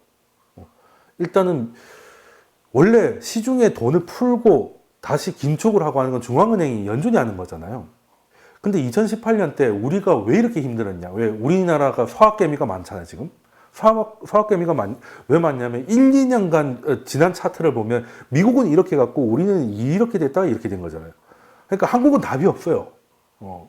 그러니까 그냥 저도 2013년에 구군이 다 했다, 뭐 미국으로 넘어가자 이런 얘기 많이 했다가 최근에는 서학보다 동학이 나을 거라고 얘기를 하는데 뭐 그 이유에 대해서는 조금 이따 설명을 드릴 건데 그때 미국이 금리를 올렸던 것도 정말 큰 타격이었고 그리고 무역 분쟁 때문에 한국의 기업이익 전망치가 깎이는 것도 정말 컸는데 이게 금리 올리는 수준이 아니라 양적 긴축도 하고 있었잖아요. 근데 여기 하나 더 있었다는 겁니다. 재무부가 현금을 재워놓고 있어요, 시장에서. 그러니까 재무부는 돈을 찍는 곳은 아니지만 채권이나 이런 걸 트레이딩 하면서 시장의 돈을 자기 나름대로 그 자기 통장에서 자기 계정에서 넣었다 뺐다를 하고 있었다는 건데 알고 보니까 얘네들이 한 1조 달러 가까이 시중에서 돈을 재워놨다는 거죠. 그러면 연준은 연준대로 금리 인상을 하고 있고 얘는 얘대로 하니까 이중으로 긴축이 된 거죠. 그러니까 달러가 내려오질 않고 달러가 귀하고 그러다 보니 이머징 시장은 허약해진 마당에 두드려 맞으니까 이제 대성통곡을 했던 게 2018년이었고, 참 그 주식 투자할 때 가장 스트레스 많이 받았던 게 이제 2018년 최근에 있어서는 그때는 뭐 이렇게 됐으니까 그때에 비하면 지금은 굉장히 좋아졌는데, 근데 지금은 그 반대로 재무부가 돈을 엄청 쌓아놨는데 이걸 풀 계획을 하고 있어요. 지금 현재 11월 6일 기준으로 재무부가 가지고 있는 현금이 1조 6천억 달러인데 이걸 연말까지 8천억 달러를 풀겠다고 했고, 그리고 연말에도 채권 발행하고 내년 1분기에 채권을 발행을 하는데 그게 1조 1,300억 달러. 그러면 지금 만약에 이 발표대로 다 한다면 자금 조달해서 푸는 것까지 합치면 얼마가 나오냐면 2.5조 달러 정도 돼요. 그러면 지금 미국이 팬데믹 이후로 1,200달러씩 주고 막 했던 재정정책 지출이 케어스 액트에 근간했는데 그 법으로 나간 돈이 2.1조 달러거든요. 그럼 재무부가 그만큼 쏠려고 이미 계획을 다 세워놨다는 거죠. 나중에 이제 그래놓고 국간이 텅 비면 이제 재정정책을 해가지고 의회 승인을 받아서 다시 채울 생각을 하는 거. 그래서 지금 이빨이 안 맞잖아요. 공화당하고 민주당 이빨이 안 맞으면 잇몸이 두 개가 나온 거지. 윗잇몸은 연준이고 내가 안 하려고 했는데 내가 할 수밖에 없군. 왜? 재정정책 합의를 안 내주니까. 그러면 연준은 시장이 경제가 위험하다고 생각하면 더 돈을 뿌려야 되고 아래 잇몸은 미 재무부가 가는 거예요. 그래서 지금 미국 경제가 지금 뭔가 딜레이 되는 것 때문에 부담스럽지만 그렇다고 완전히 무너질 상황은 아닌 게 이빨 없으면 잇몸으로 간다는 게 느껴지고 있다는 거고, 그러면 지금 미국 재무부는 문호신 장관이잖아요. 정권 바뀌었는데 그러면 결과적으로 이 정책을 수행할 사람이 누구냐가 제일 중요한 거예요. 다음 재무장관이 누가 되겠냐. 이게 중요한데 물론 아직 결정 난 건 아닌데 하마평에서는 그 브레이너드 연준 이사가 얘기가 많이 되고 저도 이 사람이 됐으면 좀 좋겠다는 생각. 일단은 대표적인 비둘기입니다. 제가 좋아하는 비둘기죠. 일단 전 몇 번 별로 안 좋아하니까. 그리고 YCC라고 해가지고 지금 연준에서는 그런 건 생각하지 않아요. 그러니까 호주와 일본이 하고 있는 그 금리 컨트롤 또 못할 거 뭐 있냐 이런 표정으로 필요하면 해야지. 이런 약간 굉장히 전향적인 마인드고, 그리고 팬데믹이 터졌을 때 어떤 얘기를 했냐면 적극적인 부양책 해야 된다. 그리고 9월 말에는 9월 2일 날 인터뷰를 제가 봤는데 그때 브레이너드 이분이 뭐라고 했냐면 지금 미국 경제가 재정 지출이 빠르게 취소되고 있다. 너무 빨리 철회되고 있다. 이거 위험하다 하고 이틀 후에 주가 막 빠지기 시작하는 거예요. 물론 꼭 이것 때문에 빠진 건 아니지만 제대로 시장을 좀 잘 보시는 것 같아요.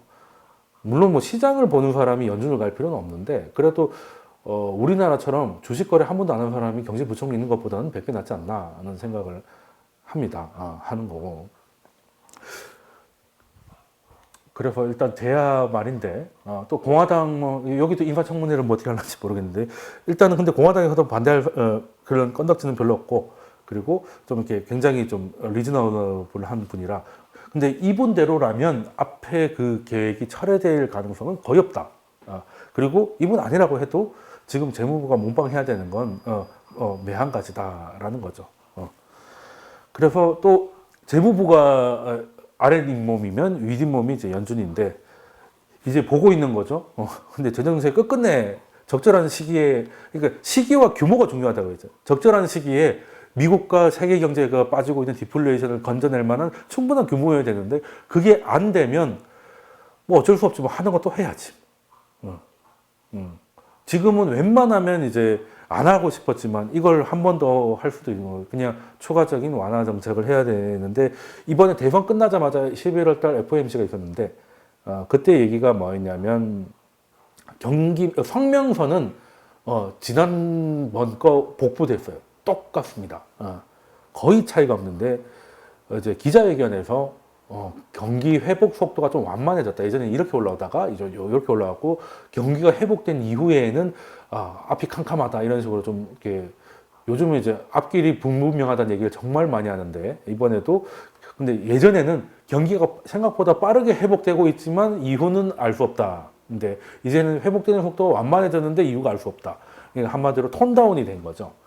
그러면 이제 이 말인즉슨 그리고 지금 하고 있는 한 달에 $1,200 양적 완화는 최소로 계속한다. 경기가 좋아지든 어찌 됐든 간에 그러면 더 완화했으면 완화했지 긴축할 가능성은 별로 없고 필요에 따라서는 재정정책이 늦어질 경우에는 통화정책이 또 뭐 어떻게든 잇몸을 떼울 수밖에 이빨을 떼우는 상황이 올 것 같은데 그렇게 되면 뭐 지금 또 성장주나 뭐 이렇게 그 K 회복이라고 하죠. 가는 놈 계속 가고 아니 이런 게 조금 더 늘어지는 문제가 있을 수 있겠지만 뭐 어쩌겠습니까? 망하는 것보다 나을 테니 일단 가장 좋은 건 이제 합의가 좀 중요할 것 같다라는 거고 지금 이제 겨울 되니까 다시 이제 코로나가 뭐 유럽도 마찬가지고 미국도 마찬가지고 이제 재확산이 커지니 3월에 전 지구적 재확산이 됐던 거하고 좀 비슷한 그림이 가고 있어요. 그리고 하루 사망자 기록수를 갱신할 것 같다. 뭐 이런 뉴스도 나오잖아요. 그래서 3, 4월하고 좀 비슷해진 게 주가는 그대로긴 한데 별 차이가 없긴 한데 코로나 확진자는 빠르게 늘고 있고 그리고 그에 맞춰서 중앙은행의 유동성 공급도 다시 속도를 내는 모습이에요. 이건 이제 패드고 이거는 이제 유럽 ECB인데 ECB 같은 경우는 이제 얘는 이렇게 쌌는데 자기는 하는 것 때문에 약간 시원하게 못했기 때문에 좀 그 유로화가 강세가 돼가지고 안 그래도 힘든데 좀 힘들었다는 얘기를 했잖아요. 그래서 지금 유럽이 지금 다시 이제 파이팅을 하고 있는 상태고 연준도 다시 지금 크게 뭐 늘진 않지만 왜 $1,200는 계속 늘어나고 있으니까. 그리고 여기 안 나와 있지만 호주가 비기축통화국에서 처음으로 양적 완화를 했는데 이번에 또 양을 확 늘렸습니다. 호주 가는 거고 특히 영국 같은 경우도 이번에 이제 4주 봉쇄를 하면서 시장 예상치보다 50% 많은 양적 완화를 시작을 해서 일단은 유동성 장세는 뭐 계속 이어질 것 같습니다. 그러니까 유동성이 이렇게 올라갈 때 같은 3, 4월 같은 그림은 안 나오겠지만 유동성이 그렇다고 후퇴하는 건 아니라는 거죠.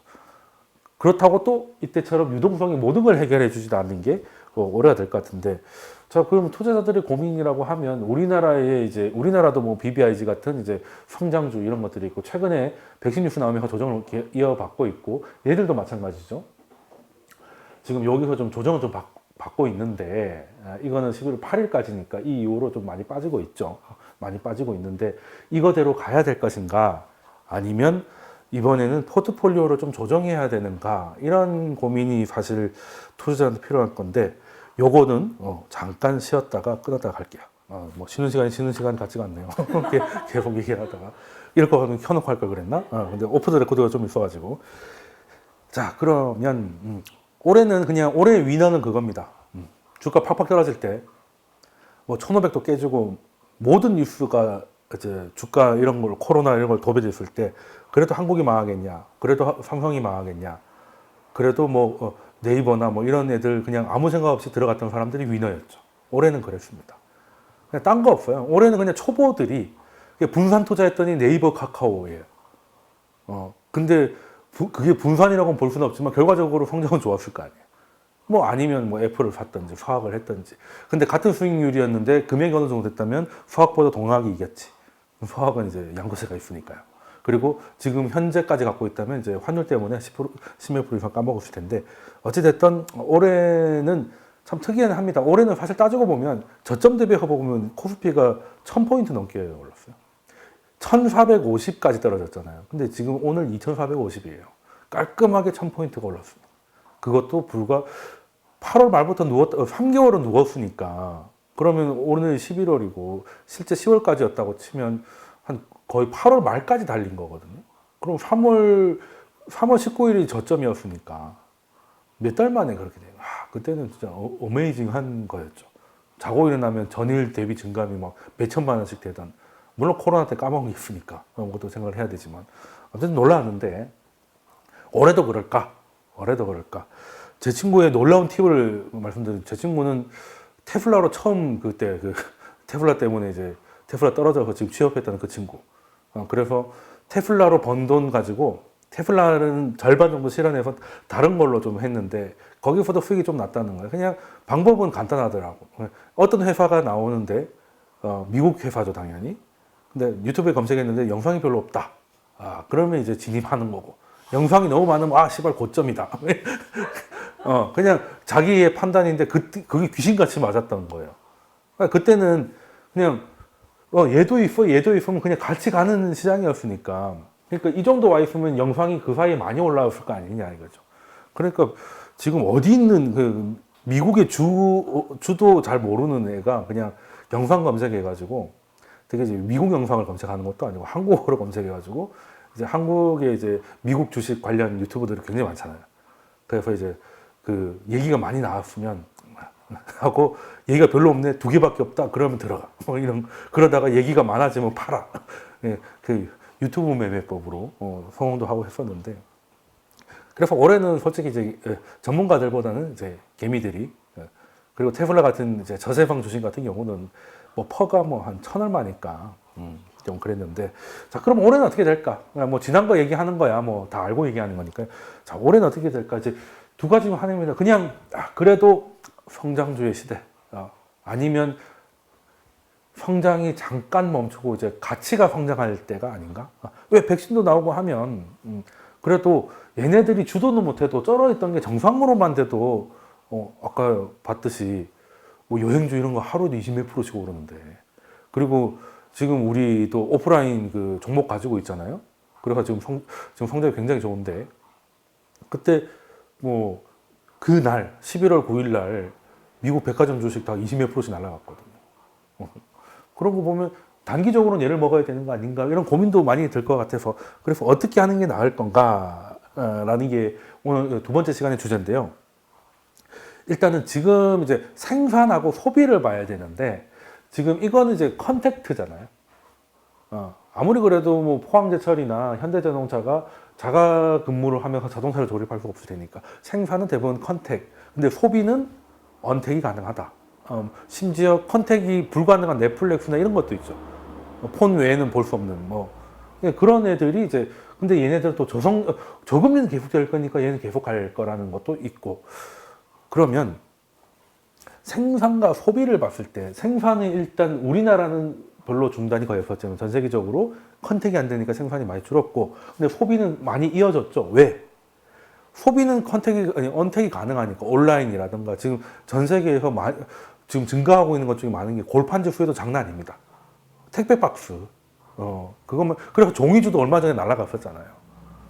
택배가 다 종이니까 그 지금 보면 아파트에 그 보면 무슨 프레시 뭐 무슨 컬리 이렇게 해가지고 엄청 낮아지니까 그 박스들 다 그래가지고 뭐 종이주 지금도 잘 나가는지 모르겠는데 그때 살려고 했는데 그 다음날 그 다음날부터 날아가기 시작해가지고 허허 이거 참 그냥 그렇게 됐던 기억이 있는데 아무튼 어떤 게 될 것이냐를 봐야 되면 자 그래서 소비는 언택이 되고 게다가 재정 지출로 정부의 돈이 국민들한테 소득 이전이 일어났잖아요. 그래서 그걸로 테슬라 산 사람도 있고 노트북을 산 사람도 있을 거란 말이죠. 그래서 소비는 어느 정도 버티고 있었고 생산이 부재가 되니까 그래서 지난주에 설명드렸다시피 ISM 제조 지수 같은 것이 좋아졌다. 왜? 재고가 거의 다 떨어졌으니까 지금 생산은 별로 안 했는데 있는 재고 다 떨이했으니까 지금 딜리버리가 잘 안 되고 있을 정도다. 그러면 이게 재밌는 게요. 한참 코로나 심각할 때 자가격리했잖아요. 근데 지금은 자국격리죠. 지금 우리나라에서 실적 미친 회사들이 꽤 있는데 그 중에 하나 기아자동차.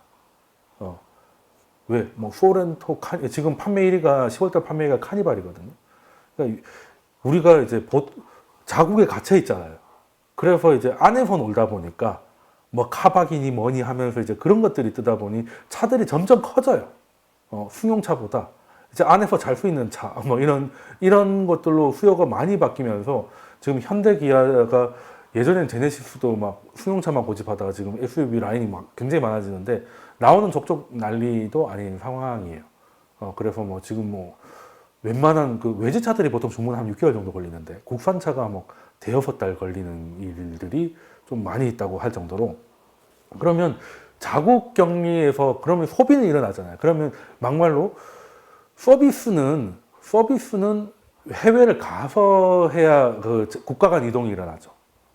내가 일본을 가서 우동을 먹든지 아니면 거기서 호텔에서 묵든지 해야 그 서비스가 이제 국가 간 이동이 일어나는 건데, 문제는 우리가 나갈 수가 없으니까 안에서 그냥 물건을 소비하고, 서비스는 국내 안에서만 쓰고 물건은 또 이 안에서 쓰는데, 문제는 서비스야 사람이 직접 가야 되잖아요. 직접 가야 되고 그 일적 활동이 있어야 되는 건데, 이런 그 제조업 물품, 공산품 같은 경우는 어차피 글로벌 제조업 라인이 만들어져 있어가지고 한 나라에서 그 차 한 대를 한 나라 안에서 100%다 못 만들죠. 어떻게든 움직여야 됩니다. 그러니까 사람은 못 움직여도 물건은 움직이게 되는 거죠. 얼마 전에 아는 분이 홍콩에서 이제 한국에다 뭘 보내려고 했는데 거기 먹을 게 좀 있었나 봐. 코로나 때문에 먹을 거는 보낼 수가 없다. 보낼 수 있는 건 손목시계 이런 거 있잖아요. 그러니까 물건만 가능한 거야. 그래서 전염 가능성이 좀 낮으니까. 그래서 지금 뭐 한동안 답이 없었던 현대상품 이름 바꿨죠. H&M으로. 그러니까 지금 이제 주가 좋습니다. 왜? 뭐 항공이 그 해운 업체들이 돈 버는 게 하나잖아요. 그러니까 배송료가 늘어나면 되는 거죠. 물동량 늘고 배송료가 느니까 또 실적이 좋아졌습니다. 그러니까 사람들은 안 움직여도 물건은 되게 움직인다는 거예요.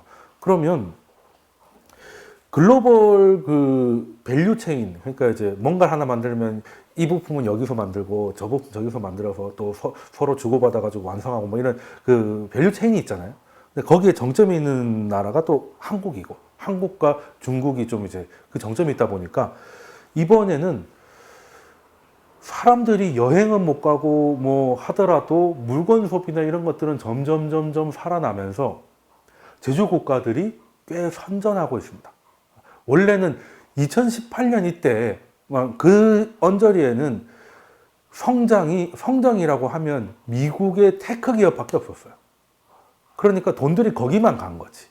그래서 나스닥이 답이다 이런 얘기가 나온 건데, 지금은 한 나라가 가는 게 아니라 물론 회복 속도는 다 달라요. 근데 회복 각도는 다르지만 회복 방향이 같다는 거죠. 여기 보면 이제 그 투자할 때 굉장히 중요한 것 중에 하나가 OECD 경기 선행 지수인데, 우리나라가 놀랍잖아요. 이게 코로나입니다. 이게 다른 나라들 다 작살이 났다가 이 나라가 참고로 터키입니다. 터키, 심지어 터키도 이렇게 됐는데 다 꺼졌다가 지금 다 돌아오고 있죠. 근데 한국은 심지어 지나가고 있습니다. 이런 적이 없었어. 이게 K 선행 지수라고 봐야 돼. 왜냐하면 여기에 안 떨어진 나라가 없어요. 옆으로 간 나라가 한국밖에 없습니다. 중국도 이렇게는 안 됐어요. 왜 그런 거 하니? 한국은 봉쇄가 없었다. 박살이 나도 내수가 박살이 났지 수출은 계속했다는 거.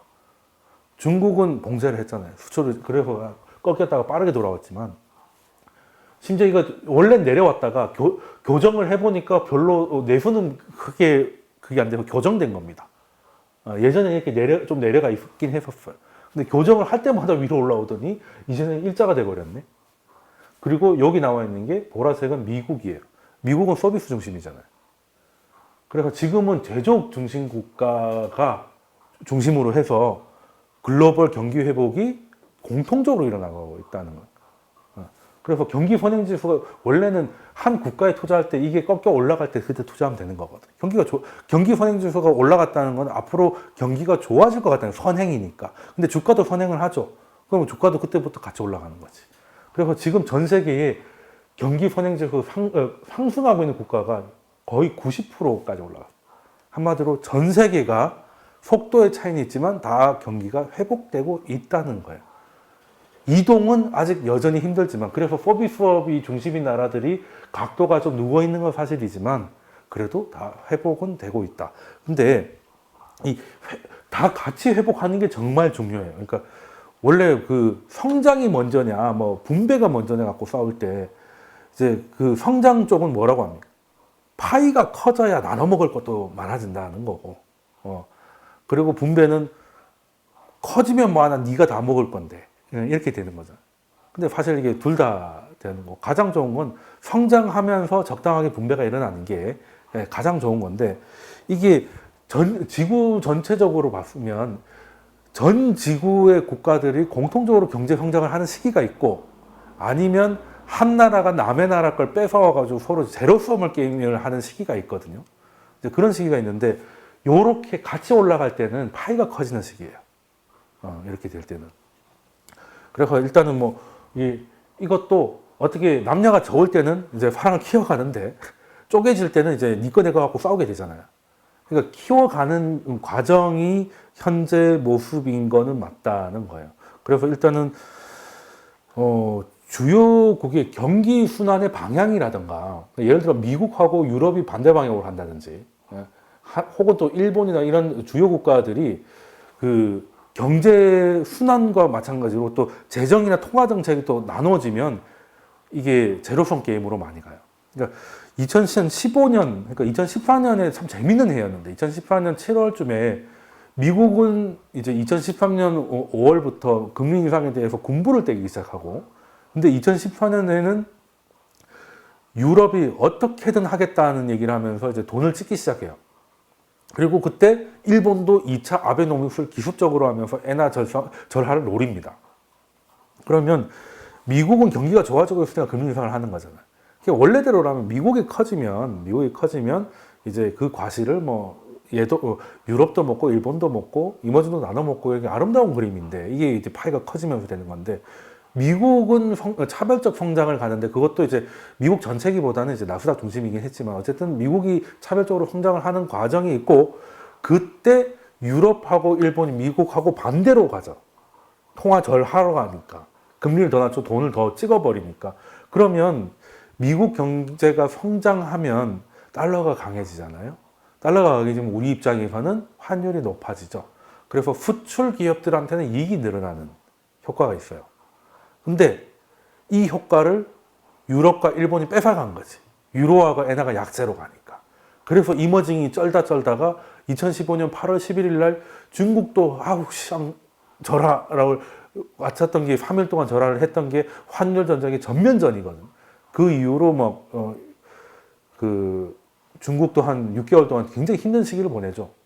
1조 달러 막 털리고 하면서 카일백스 나와가지고 6개월 안에 중국 망한다 별의별 소리 제가 뭐 강의 열심히 했던 기억이 나는데, 그게 이제 환율 전쟁이 일어나는 건 서로 이렇게 나눠질 때, 그러면 이제 이걸 가지고 파이가 커지지 않으니까 서로 남의 입에 있는 거 빼먹는 거, 가장 쉬운 게 환율 개입인 거지. 선진국은 양적 완화, 후진국은 이제 그 개입이 안 되면 어떻게 합니까? 고시 환율이나 그 고정 환율이나 이런 걸로 왜곡된 환율을 가져가면서 서로 싸우게 되는 거. 그러니까 네가 낮추면 나도 낮추고, 또 내가 낮추면 얘도 낮추고, 이렇게 끝없는 전쟁이 되는 거예요. 그때는 굉장히 사실 힘들고, 그때 코스피도 누워 있었죠. 누워 있었고, 세계 경제도 대부분 그때 중국도 마찬가지고 다 안 좋았었는데, 그래도 같이 성장한 기간도 꽤 많습니다. 거의 1대1 수준인 것 같아요. 근데 지금은 일단 미국도 자기 살아야 되고, 유럽도 난리 났고, 일본도 마찬가지. 이번에 재밌는 게, 그 화이자에서 뉴스 딱 나왔을 때 제일 많이 오른 것 중에, 물론 프랑스 요즘 장난 아니니까 프랑스 지수가 한 7% 넘게 오르거든요. 그 다음으로 오른 데가 일본입니다. 네, 일본이 갑자기 엔화가 약세로 가요. 그러니까 이제 지금 만약에 예전에 그 엔캐리 트레이드라고 들어보셨을 거예요. 그러니까 일본의 엔화를 빌려가지고 다른 데 이머징 이런 데다 투자를 했다가, 그래서 위기 상황이 오면 이걸 갚아버리기 때문에 오히려 위기 상황이 엔이 강해지니까 일본은 더 힘들어진다, 뭐 이런 게 있는데, 이번에는 약이 나오면 엔캐리가 예전부터 있었기 때문에 전통산업에 많이 연결돼 있거든. 그래서 세상이 옛날로 돌아갈지도 모르겠던 기대감이 생기면서 엔이 엔고에서 엔저로 바뀌거든. 그러니까 이제 니케이 지수가 6%가 오릅니다. 지금 뭐 일본이 프랑스보다 코로나가 심각하냐, 그건 아니거든요. 코로나는 프랑스는 지금 4만 명 얘기 나오고 있는 상황이고, 인구 6,700만 중에. 근데 일본 뭐 핵심은 한 1000 정도 보거든. 물론 우린 뜨악할 수준이지만 유럽에 비해서는 굉장히 좀 낮은 상황이라서 뭐 그런 일도 있었고, 그러니까 지금은 중요한 건 전체가 좀 회복하는 상황이다. 이렇게 되면 지금까지 전까지는 미국의 나스닥 중심의 특정 산업만 성장을 주도하고 나머지는 물어뜯는 거였다면 지금은 좀 같이 가다 보면 나스닥은 뭐 떨어지진 않는다 하더라도 상대 강도가 좀 떨어질 수는 있겠죠.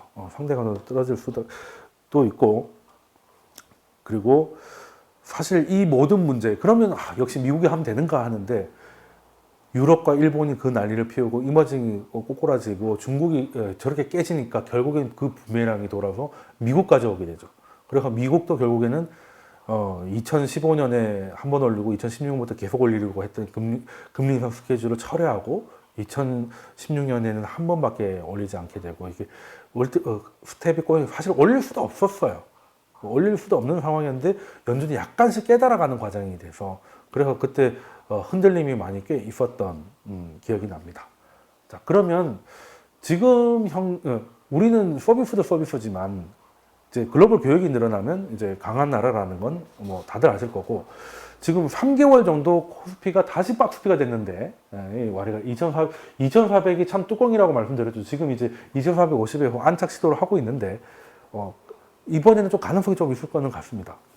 그냥 지수는 옆으로 가는 동안에 퍼는 내려오고 EPS, 그러니까 실적은 올라오고 퍼는 내려오고, 이게 가장 좋은 거예요. 가장 좋은. 그러니까 주가가 그대로를 하더라도 EPS가 올라가는 건 하면 실적이 잘 나온다는 얘기죠. 근데 실적은 안 나오는데 PER만 올라가면 고밸류라는 거고 언제 꺼질지 모른다는 건데, 이게 반대로 됐으니까 이때 2,400하고 지금 2,400은 느낌이 조금 다른 거지. 예. 그러니까 그 상황에서 지금 백신 뉴스가 나오니까 코스닥이 나스닥하고 좀 비슷한 거잖아요. 헬스케어가 많고 IT도 많으니까. 근데 코스피도 약간 나스닥하고 좀 비슷하긴 하지만 전통 사람들도 많기 때문에 지금까지는 팬데믹 이후로는 무조건 코스닥이 코스피보다 앞섰죠.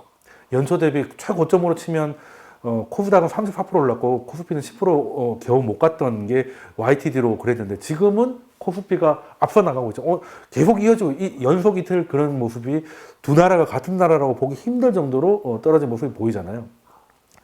그렇다면 단기적으로는 일단 그 밸류가 높은 테크주 이런 것보다는 이런 거를 단기적으로 번트를 잡는 것도 나쁘지 않겠다는 생각을 하고, 그래서 그러면 전략을 어떻게 짜는 게 좋겠냐? 일단 유동성 장세는 지속이 된다. 그래서 장기적으로 보면 그 성장주의 유리한 환경은 후퇴하지 않았다. 근데 예전처럼 확 늘어나지 않을 뿐이지, 성장주가 성장할 수 있는 환경과 그리고 그 산업들이 굳이 유동성이 아니라도 성장하는 기업들이 나올 수 있는 환경들도 분명히 있고, 거기서 정말 꿈을 실현하는 기업들이 나올 수 있다는 거죠. 아직도 테슬라 같은 경우는 뭐 꿈이 더 많겠지만, 그게 나중에 정말 차뿐만 아니라 뭐 플랫폼이나 이런 데서 수익이 나오면 이제 꿈이 현실화되는 거잖아요. 그런 기업들이 좀 나오기 시작을 하고, 심지어 지금 뭐 팡주들 보면 아마존 같은 게 좀 괜찮은 모습이잖아요. 아마존은 이제 주가는 계속 올라가는데 퍼는 계속 내려옵니다. 근데 애플은 반대죠. 이제 주가 많이 올라가는 상황이고, 그래서 가장 좋은 건 성장주들이 옆으로 가는 동안에 실적이 올라와서 고밸류를 해소해주는 기간이 좀 필요할 것이고, 그렇게 해준다면 그 가격에도 다시 진입할 때 부담이 없을 수 있다는 거고, 그 사이에는 재정정책 규모나 순환적 사이클, 그 순환적 사이클이라는 게 아무리 이제 모든 게 디지털화되고 다 무형자산이고 지적재산권이고 뭐 다 이런 식으로 간다 하더라도, 우리가 다 노트북만 보고 살 수 없고 모든 거를 언택으로 할 수 없는, 이게 점점 좀 디지털화가 되겠지만 그래도 인간 생활에는 그게 필요한 게 있기 때문에 중간중간에 한 번씩 이게 늘어납니다. 떨어져도 이 캐파가 늘어나는 시기가 있어요. 그때가 재정 정책을 만나면 조금 더 커질 수 있죠. 그렇게 커지면 게다가 이거에다가 팬더멘털은 이렇게 만들어지고, 정부의 지출로 그리고 순환적 사이클이 딱 악우가 맞는 순간에 그 백신과 치료제가 심리를 자극한다면, 지금까지 1년 동안 정말 서름받았던 소위 컨택트들 중에서 그냥 단순히 해보고, 여행 같은 거는 아직 꿈만 많은 거잖아요. 근데 실질적으로 뭐 우리 종목에도 뭐 3분기 쩔어 있을 줄 알았는데 생각보다 잘 나온 종목이 지금 성적을 잘 내고 있잖아요. 그래서 그런 것들을 찾으면 단기적으로는 그 수익을 좀 즐길 수 있고, 그 다음에 밸류 부담을 좀 해소하는 성장주들, 그리고 해소하는 과정에서 조금 이렇게 그 꺾이는 주식이 있으면 또 장기적으로는 또 새롭게 들어갈 수 있는, 이게 투트랙 전략으로 가는 게 현재는 맞는 것 같고, 이게 어떤 종목을 어떻게 하느냐 뭐 이런 것들은 뭐 저희 카페를 오셔가지고 보시면 될 것 같고요. 뭐 거기는 어차피 다 종목하고 뭐 이런 걸 다 언급하고 있기 때문에 거기서 보시면 되고, 여기서는 어쨌든 뭐 거시적인 얘기를 하는 거니까. 그래서 2021년은 뭐 아직 12월도 안 돼서 전망을 뭐 미리 하긴 좀 그렇습니다만, 그 이제는 순환적 사이클을 좀 고려해야 될, 그리고 지금 현재 포트폴리오가 보니까 참 워렌 버핏도 참 대단한 것 같아요. 얼마 전에 일본의 뭐 그 상사 회사들에 막 투자를 해가지고, 아 이런 시절에 왜 상사냐 이런 뉘앙스의 뉴스가 많이 나왔는데, 이번에 백신 뉴스 나오면서 걔네들 계속 오르고 있습니다. 네, 그거죠. 코로나로 인류 끝나지 않는다는 거고, 언젠가 백신이 나온다면 이라고 묻어놨는데, 백신 생각보다 좀 빨리 나온 것 같아요. 그리고 또 애플도 많이 가지고 계신데, 그건 좀 만나면 그 애플 이야기를 좀 많이 하고 애플이 저는 애플 빠지만 애플 주식에 대해서는 고민이 많아서 최근에 너무 많이 오른 것들을 어떻게 받아들여야 될지 솔직히 잘 거기에 대한 시원한 답변을 주시는 곳이 없어가지고 유튜브를 찾아보고 해도 그냥 사람들이 애플 좋아해서 그런가? 뭐 이런 건데, 아무튼 뭐 애플만 성장주는 아니니까. 그래서 지금 단기적으로는 이제 그런 식으로 가고, 성장주가 빠지면 꿈을 현실화시키는 기업들은 오히려 진입 기회를 가지고, 얘네들은 들어갔다가 좀 이렇게 뭐 백신 이런 것 때문에 좀 오버슈팅을 하면 그때는 조금 좀 덜었다가 이런 식으로, 그러니까 주도주가 바뀌진 않을 것 같아요. 단기적으로는 주도주가 헛갈리는 상황이 올 것 같아요. 주도주가 바뀌는 건 시장이 한번 꺾여야 됩니다. 시장이 한번 꺾여야 되는데, 이 사이클이 한번 끝나고 다시 새로운 농사를 짓는 거지, 중간에 약간 지금도 약간 헷갈리고 있잖아요. 지금도 보면 이제 컨택들이 좀 앞서 나가면서 주도주가 주도력을 잃었다고 했는데, 이제 주도주가 헛갈리기 시작한 거예요. 얘네들이 주도가 하는 거 아닌가 하는 건데, 헛갈린 거 있을 수 있고, 이거는 경제하고 주가의 속도가 어느 정도 이제 간극을 좁히는, 우리 아까 코스피가 3개월 동안 아까 보여드렸다시피 그 주가는 그대로인데 펀더멘털이 올라오면서 이제 고밸류 부담 해소하는 과정을 3개월 거쳤다고 했잖아요. 내년도 이 확장 현상이 있지 않을까. 그리고 어느 정도 해소되면 예전에도 밸류 받았던 만큼 밸류가 된다면 EPS 올라오면 그만큼 다시 올라갈 수가 있는 거겠죠. 그래서 이제 뭐 그런 식으로 가면 뭐 나쁘지 않겠다는 생각을 가지고 이번 강의는 여기까지 하겠습니다. 고생하셨습니다.